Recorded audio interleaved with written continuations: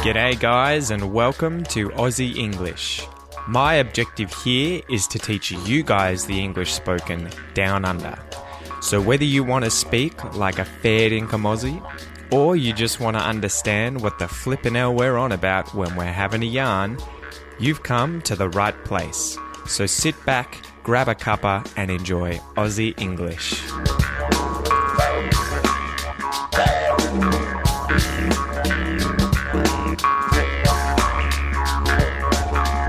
G'day guys, welcome to this episode of Aussie English. It's Easter, so happy Easter to everyone and anyone who's celebrating this holiday. And to everyone who isn't, well, I hope you have a good long weekend anyway, especially if you are in Australia. You get 4 days off. We get Friday, the weekend, and then Monday off. So I'm not particularly religious, I'm not Christian, but we still sort of have this cultural celebration as Australians. So Australians aren't overly Christian. I think there is a higher percentage of Christians than, say, Muslims or Buddhists or Hindus here in Australia. And a lot of Caucasian Australians will be Christian as opposed to any other religion, but it's not a very overbearing part of our society or our culture, say, compared to America. So Easter for me, at least, is just a time that I see my family. I do have Christian members of the family, so they often like getting together and just celebrating the religious side of the holiday. But for me and my family, my direct family, my parents and my sister, we love just getting together with them and with other members of the family and our close friends and just hanging out, spending time together, seeing each other, probably eating a little too much chocolate and a little too many hot cross buns. So that's part of Easter as well. For some reason, I don't know where it came from. I should probably look it up, but the Easter bunny is this aspect of our Western culture with Easter where we get all of these chocolate Easter bunnies and Easter eggs. Go figure. Why would a bunny or a rabbit lay an egg? Who knows? But that's part of our culture. We get a lot of the chocolate. We share the chocolate. We give it to each other as presents. I used to get it from my parents. I think it was on the Saturday. We wake up and have like a little basket with chocolates in it, my sister and I. But for me, I'm much more addicted to the hot cross buns. Those things are amazing, amazing, amazing. So for anyone here in Australia, go to Baker's Delight or Brumby's, your local bakery, and definitely buy some hot cross buns over Easter. Put them in the oven for about 12 minutes, get them warm and crispy, and then put butter inside of them, and they're amazing. And for those of you who don't know what a hot cross bun is, it's a small loaf of bread that's sweet, and it has berries and other things in it. You can get chocolate chip hot cross buns now. But they're absolutely amazing. You heat them up and you put a bit of butter in them. And I guess they're kind of like scones, if you know what a scone is. But yeah, check them out. They're amazing. Anyway, happy Easter. That's the intro for today. Let's get into the expression for the day, which is to scrape the barrel or to scrape the bottom of the barrel. So this one comes from Chris, who suggested this in the Aussie English virtual classroom. He was talking about the expressions that he wanted to work on, and I said, this is a good one, let's do it. So, as usual, let's define the different words in the expression itself. So, to scrape means to drag or pull a hard or sharp implement across a surface or an object to remove dirt or matter, and it can also be to rub or cause to rub by accident on a rough surface, causing injury. So if I scrape my leg on the concrete or on the ground, it means that I've caused like a scratch on my leg. I've scraped it. I've pulled it across the ground and scratched it, scraped it. So that's to scrape. To drag across a surface, pretty much. Bottom, obviously, we all know that bottom is the opposite of the top of something. So the bottom of something is the thing right at the base. So for instance, if we dive into a pool of water and we get to the bottom of the pool, we're on the very, very base surface of the pool. Whereas if we come up and we put our head above the water, we're on the top of the pool or at the top of the pool. So bottom, top. If you enter a building, you're at the bottom of the building. If you climb all the way up the building, you're at the top of the building. So the bottom floor, the top floor, the bottom, the top. A barrel. So a barrel is a cylindrical container that sort of bulges out in the middle. So it's not a straight cylinder, but it curves and is wider. It's wider in the middle. So the top of the barrel is narrow and the bottom of the barrel is narrow, but the middle of the barrel is wide. So it's traditionally made from wood, or what are called wooden staves, and it has metal hoops around the wood, so metal rings that go around it to hold them all in place. And so this can be used to store different things. You might have wine that's left in a barrel to mature. So often you'll see wine in old wooden oak barrels, I think. You might have gunpowder left in a barrel. You could have, say, fish and other kinds of foods kept in a barrel. They could be kept there to ripen or to be stored for a very long time. So that's a barrel. It's a container that's used to store something. So the definition of to scrape the barrel or to scrape the bottom of the barrel, so as in the barrel's empty and you're right at the bottom trying to get the last little bit, it means to use something or someone that you don't necessarily want to use because nothing else or no one else is available to you. So if you're scraping the bottom of the barrel, it's like you are at your last choice. You have no more options. Nothing else is available.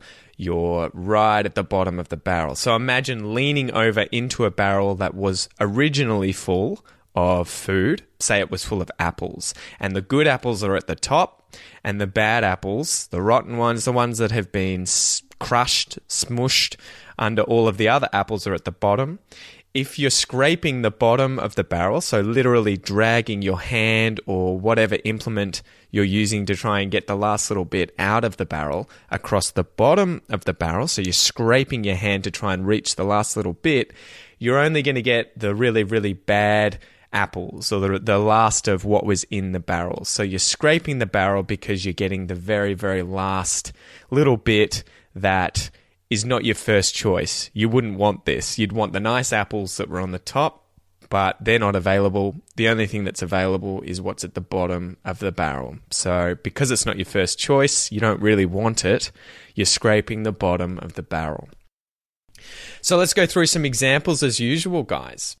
So imagine you want to go see a movie, but your friends are busy, most of your family's busy, and you want to go to the film with someone, but you can't really think of anyone. And so your last option, you ring up and you call your grandmother and you ask her to come to the film with you. And the movie is an action film. Maybe it's James Bond or The Bourne Identity or something like that. So she's not really keen to see it, but she wants to see you. And you may not be that keen to see your, lovely old grandmother, but you don't want to go alone. So you ask your grandmother and she decides to come with you. And you could say, by asking your grandmother, you're scraping the bottom of the barrel. So you're scraping the bottom of the barrel by asking your grandmother to come to the movies because she's your last choice. You don't really like doing these kinds of activities together. You wanted to go with other people that were your first choice, but you were left asking your grandmother, so you're scraping the barrel, you're scraping the bottom of the barrel. And I guess you could say too that your grandmother is kind of doing this as well because she's going to a film that she doesn't want to see. So she wants to see you, but she's scraping the bottom of the barrel with regards to the film that she's seeing because it's not her first choice. It's her only option though if she wants to see you. Example number 2. Imagine you're going on a road trip around Australia. So you're going on a road trip and you want to rent a really good van. So quite often backpackers who come to Australia and other Australians who want to travel around Australia on a road trip will rent or buy a van, which is kind of like a large car with a lot of room in it, in order to drive around. They sleep in it, they eat in it, they keep all of their stuff in it. So you want to get this van, you go and check out a few different van companies. So there are companies that actually rent these vans out. One of them is called Wicked Vans. I think they're the ones you see with images spray painted all over them, and they tend to be pretty controversial. They've been in the news, I think, a few times with like pictures of Hitler or penises or weird things on these vans anyway. So you want to go to Wicked Vans and rent one of these vans, and when you go there to check them out, you see that all the awesome luxury vans, and you're like, oh man, we've got to get one of these luxury vans. I want one of these awesome, huge vans to take around Australia. When you discuss your budget with one of the employees who's renting out these vans, you work out that you're going to have to go a few tiers lower than the luxury vans. So you're going to have to go to the bottom of the options of vans to rent. And so they take you outside to see the van that you're going to get, and it's a total bomb. It's a wreck. It's pretty much a paddock bomb, which is a paddock bomb is a car that is left on a farm to drive around on the farm but isn't safe. So this thing is a total bomb. It's a wreck. It's very low quality. You wanted something nice to hoon around in, to drive around in, but you're left with the very, very bottom of the barrel, effectively. So it'll do, though. You've got no other choice. You've only got enough money to get this bomb. So you could say, by settling for this van, the bomb, by being forced to choose this van, you're scraping the barrel. So it's your last option. It's your last choice. You'd rather something else, something nicer, but you're going to have to go with this van. You're scraping the bottom of the barrel. By choosing this van, you're scraping the barrel. You're scraping the bottom of the barrel. So example number 3, imagine you're at high school and you want to go to a disco or a school dance with a girl or a boy, but let's just imagine that you're a boy, though, because it tends to be the boys who do the asking of the girls to these sorts of things, a disco or a school dance.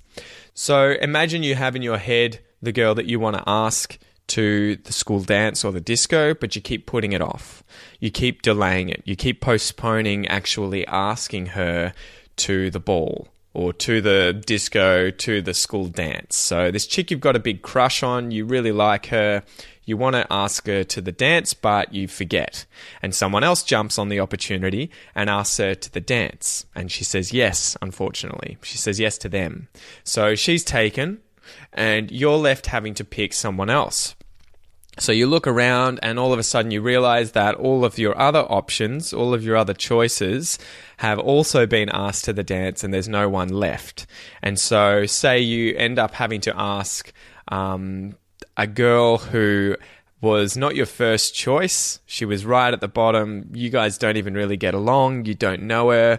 Maybe you're not attracted to her. She doesn't like you, but neither of you want to go to the dance alone. So you end up deciding, all right, we're going to go together. By choosing that partner, by asking out that chick, that girl, to the dance, to the school dance, to the disco, you're scraping the barrel. So she's not your first choice, but there's no one else available. You didn't want to go with her. You're scraping the bottom of the barrel when you asked her out. By choosing her, you're scraping the barrel. So I hope by now, guys, you get this expression to be scraping the bottom of the barrel.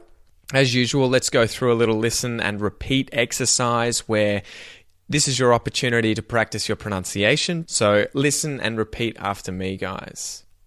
To scrape. To scrape. To scrape the bottom. To scrape the bottom. To scrape the bottom of the barrel.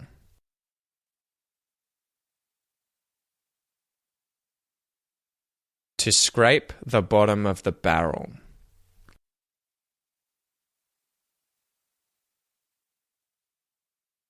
I was scraping the bottom of the barrel.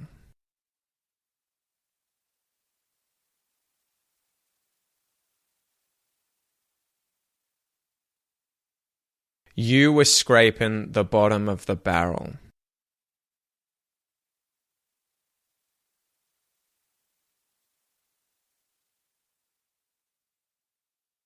He was scraping the bottom of the barrel.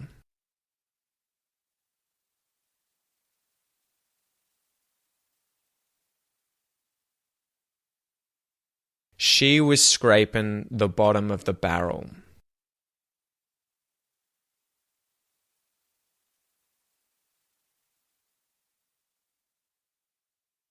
We were scraping the bottom of the barrel.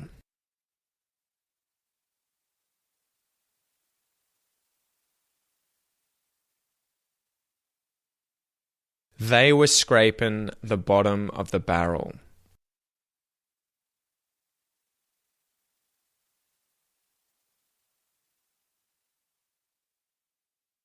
Good job, guys. So, as usual, I'll give you a little pronunciation and connected speech sort of point here. You will notice if you go back and repeat that exercise that I don't pronounce it as scraping. I say scrapin'. Scrapin'. And so this is common in all forms of English, but it's particularly pronounced in Australian English by native speakers.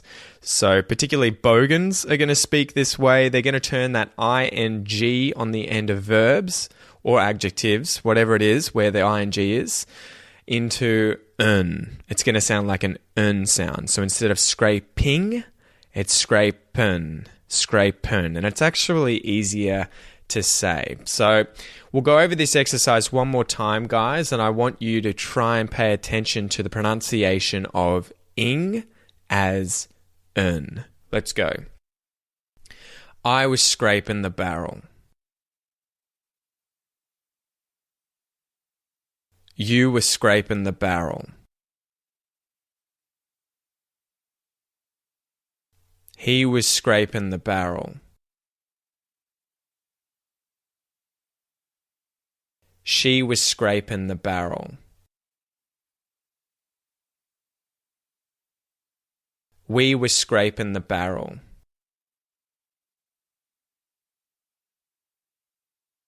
They were scraping the barrel.